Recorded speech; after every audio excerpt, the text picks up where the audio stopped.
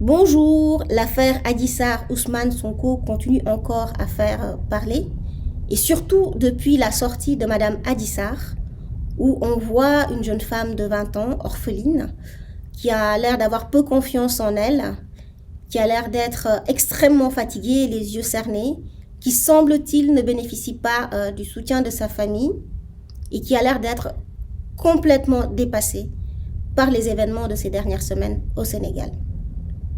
Alors cette sortie a été particulièrement gênante et troublante pour moi.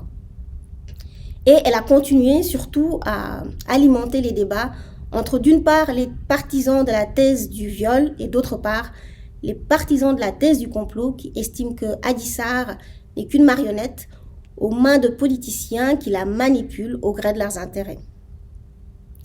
Après donc cette sortie, j'ai reçu de nombreuses questions de personnes qui se demandent s'il existe en droit sénégalais des mécanismes de protection de personnes sous influence.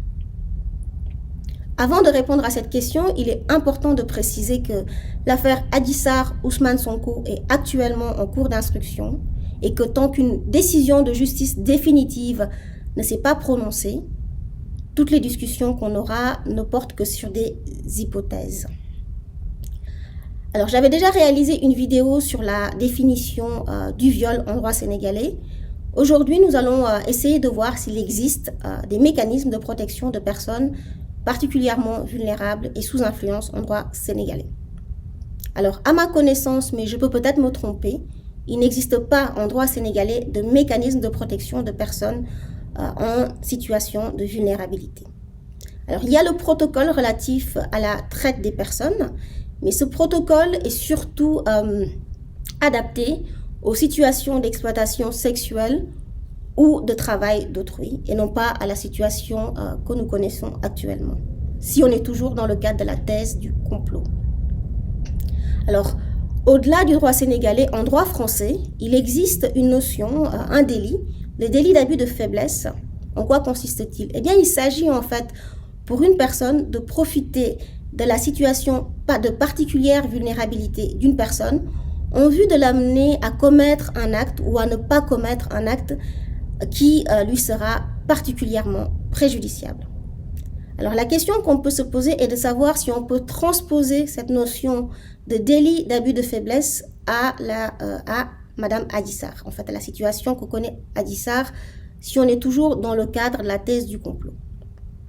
Alors, pour répondre à cette question, il faut d'abord se demander si Adji Sarr est actuellement dans une situation de particulière vulnérabilité. Je répondrai que oui, actuellement, Madame Adji Sarr est dans une situation de particulière vulnérabilité. Elle semble d'une part être hors contexte familial, ne bénéficier d'aucun soutien familial. Elle semble également être complètement dépassée par tout ce qui lui arrive, par tout ce déferlement de haine et de médias, par les menaces de mort notamment qu'elle reçoit.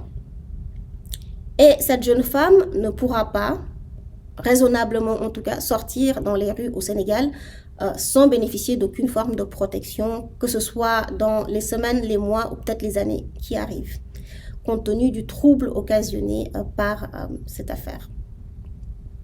Alors, la deuxième question qu'on doit se poser est de savoir si une ou plusieurs personnes profitent de la vulnérabilité de Madame Adji Sarr. Eh bien, compte tenu de la dimension politique de cette affaire, il n'est pas à exclure que Adji Sarr soit une marionnette, en fait, qui soit manipulée à des fins d'intérêt purement politique. Ce n'est pas exclu, mais je n'en sais rien. Et la troisième question qu'on peut se demander, c'est s'il est opportun d'introduire cette notion d'abus de faiblesse en droit sénégalais.